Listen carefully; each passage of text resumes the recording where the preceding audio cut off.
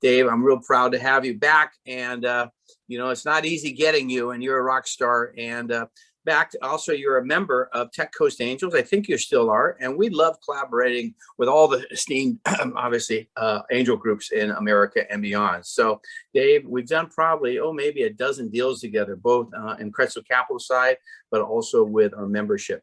Dave, can we bring you on and welcome you, and look forward to, obviously, your advice. First of all, Randy, it's great to be here. This is not my first or second roundtable with Keiretsu. I've done this for Canada, Northern California, Boston. I'm finding myself in a mini environment here that I hadn't expected. So let's have a little fun today. I need to share my screen. Yep. I'm going to show you a topic that you're going to kind of smile about, I think. That means something that I hope that you recognize. And so in the next 10 minutes, we're going to talk about the best advice that startups will never follow. Now, I know some of you will smile because I think most of us have been this or seen this. And I have seen 10,000 deals across my desk. And then if you add the Tech Coast Angels deals, another 10,000. So I've seen 20,000 deals. And there's a uniform theme. And I'm going to give you 6 things. Some of you will smile because you've been there before. And number 5 will be a lesson for all of us. So here it comes. These are the best advice items. There are 6 of them that startups will never follow. The first thing is, I want to tell you a few short hair-raising stories of entrepreneurs that have raised money and regretted it later. Okay. And just want to make sure I'm okay and you can see me on the screen, right? Yes, sorry, you were all set, Dave. Thank you. I just heard that and didn't know if you did. Number 1, smile. Advise them never to take money from relatives who can't afford to walk away without remorse. Have we seen this before? Do take money from experienced family members only after asking them that they've said that they know that they've responded 3 or more times.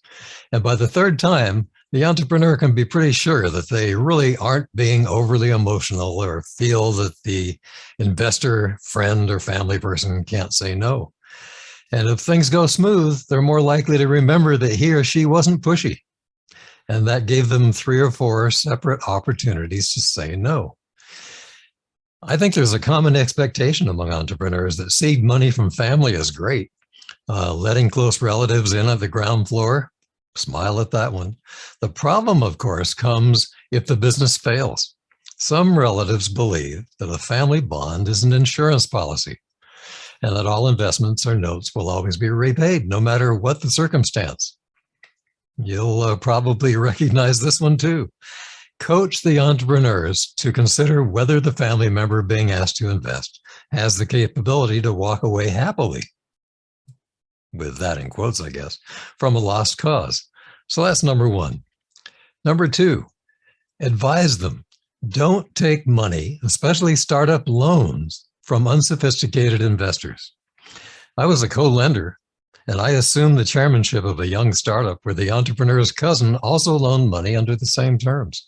And when that business failed, the cousin sued his own relative, sued me, sued my wife, who didn't even know the names of the players, and even my family trust, which, as you all know, is an estate planning vehicle and has no separate assets.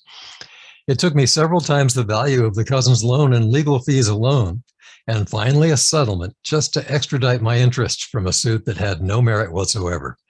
My attorney told me that it would cost several more hundreds of thousands of dollars to get in front of the judge just to try and get out of this thing. Number 3, on the other hand, get them to purchase equity. So here's the advice that I would give, and I think maybe you might too.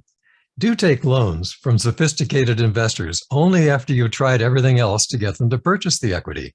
And always make sure they have a clear understanding that if they're going to give you, or you're going to give them a loan, that there be automatic loan extensions and that the entrepreneur can make progress and show you, therefore, that the loan doesn't really have to be repaid at the moment in which it is stated on the form to be repaid. You and I both know, at least I know, that I'm not expecting many of these loans to be repaid. We know the stats. Half of these businesses are going to be gone in several years. And having these kinds of loans come before equity is comforting. But if the if the company has nothing to repay, it doesn't make much difference. So get them to purchase equity for a lot of reasons. Number one, usually if it's a C Corp, it starts the 1202 clock. I would be very happy, and I've told you many times in the past that I've made a lot of money based upon the 1202 exemption. And by the way, the Angel Capital Association is working hard to maintain that, as the Biden administration is talking about eliminating it. So there is a lot more lobbying going on about that very thing right now. So get them to purchase equity. It's good for us. It's good for them. It puts them on the balance sheet. It puts it on the balance sheet without having undue debt on the balance sheet, and allows them to borrow at a later time. So that's number 3. Number 4, a big one. And again, I imagine if I could see you smiling, many of you would smile right now. Have them know that there is an experience trap. Entrepreneurs, don't talk yourself into high valuation for the first round of financing for any reason, even if your hair's on fire, and even if the idea is worth billions. I'd say that this lesson is one that's not only hard to teach, but ignored by entrepreneurs on a regular basis. Friends and family are usually the early investors who don't have the experience to compare value or ask tough questions. And so they accept the word of the entrepreneurs as to valuation. And then when we come in as later investors, we'll enter the picture only after we ensure the valuation is reasonable and comparable to other opportunities for our money, of course. And often I have, and I imagine you have, walked away from a deal if the valuation for that early investment was so high as to cause pain for that cohort.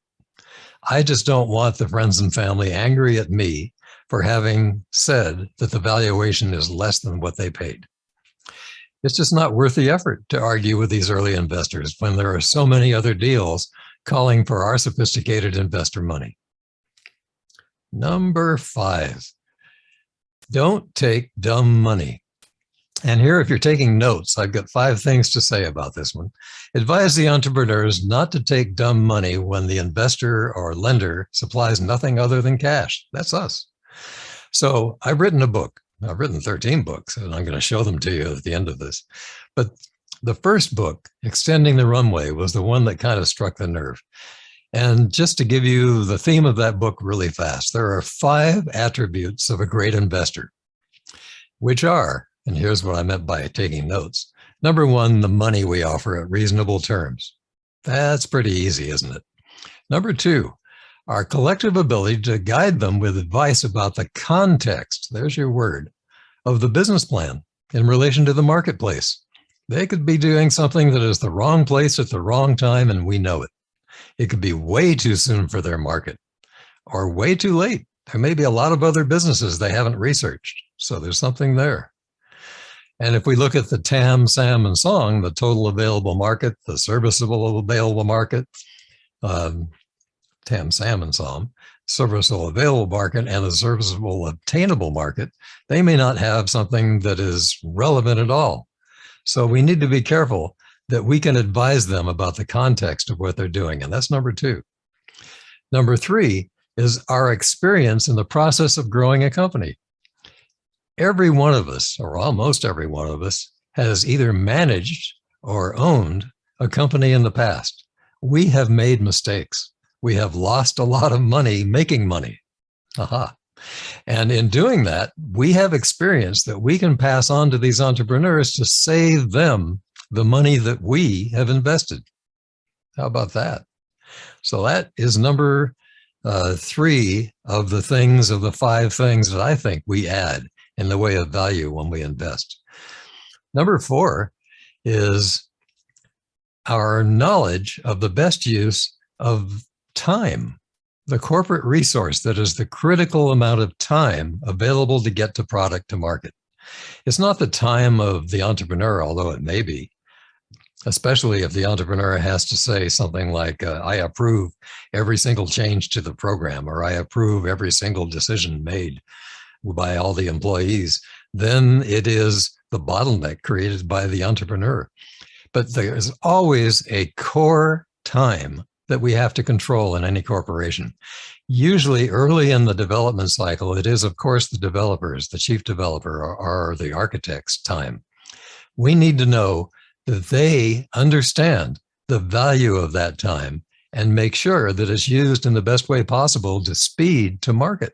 Otherwise, our money's being wasted as we sit on the sideline, letting them try again and again to get a finished product that is usable in the marketplace.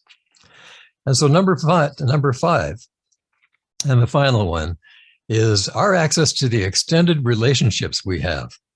We used to call it a Rolodex, and now you might call it a PSD file or whatever you'd like. The idea is we've been around a lot, all of us, and we have a lot of friends and a lot of acquaintances, and we have made mistakes, and they have made mistakes, but they know people who know how to get things done. So those are the five. And I can repeat them. Maybe I don't have to. I hope you wrote them down. Those are the things that you can convince the entrepreneur that you can offer. Whether it's you as an individual, as a member of Keiretsu, or whether it is you as a part of a group that is investing in a particular company, and one of your members becomes either the chairman of the board, or the advisor to the entrepreneur, or the lead investor in the board. There are a lot of ways you can play this game, or just a casual member of the advisory board. Whatever it is, you have an opportunity to speed to market, spend less of your money, and make a more viable opportunity for success. So don't take dumb money. You may have not have thought of it this way, but we have pretty smart money that we provide. So it certainly means that those four things other than the money itself are worth as much or more than the cash that we offer. Okay, and finally, number 6. Entrepreneurs don't walk away. Well, I said experienced investors, yeah. Don't walk away from rejection by experienced investors like us, thinking that we're stupid or we just don't get it. Most of us in this world of early stage investing have seen thousands of proposals, good and bad. I told you that I've seen maybe 20,000, 10,000 across my desk. Even if we don't seem to get your brilliant idea, Mr. Entrepreneur or Ms. Entrepreneur, or buy into its value, we may be comparing it to previous lost investments or industry experiences far beyond yours. I've made 204 investments, and as for the 3 Keiretsu forums that I've discussed this before, I've actually revealed my IRR and the numbers of exits and the numbers of failures and all, because I'm very candid with that. I think it's good for all of us to be able to understand. Many of us don't follow them quite as carefully as I do, but it is important to know that your internal rate of return isn't the same as the IRR of your particular chapter. It isn't the same as the IRR of one particular company. So in my case, my number is 104% today, going back to 1981, and is 83% as of this moment, going back to 1993 when I became a professional angel investor. And so there's a lot to say about how that happened. I can talk about the ones that were the giant home runs, the multiples of 100 times, but those are the ones that made money.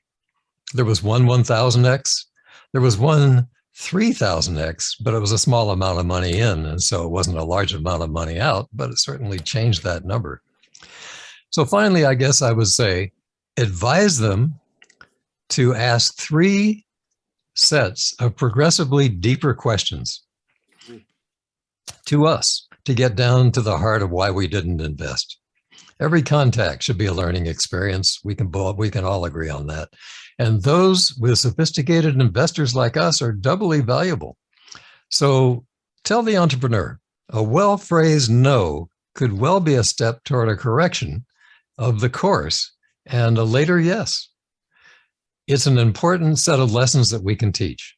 If you go back when I asked you to take notes of those 5 things, it's a good thing for you to be able to tell the entrepreneur those things. And in fact, many of you know of the Berkus method of valuation of pre-money companies. You'll find 300,000 different references to it if you go to a Google search and look for Berkus method. And you'll find it almost everywhere. It's been used by almost 1 million companies over the last 25 years. And it attempts to de-risk these kinds of investments. So that number 5 thing that I gave you of the 5 things we offer is a very important element of all of this. Well, that's really all I had to say about this one, except to kind of add that we can lose our money kind of like this picture shows, and it's not something you'd want to do.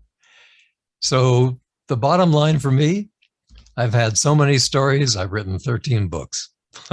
You'll find them on Amazon. They all tell stories. I've got hundreds of them, and they all relate to lessons learned.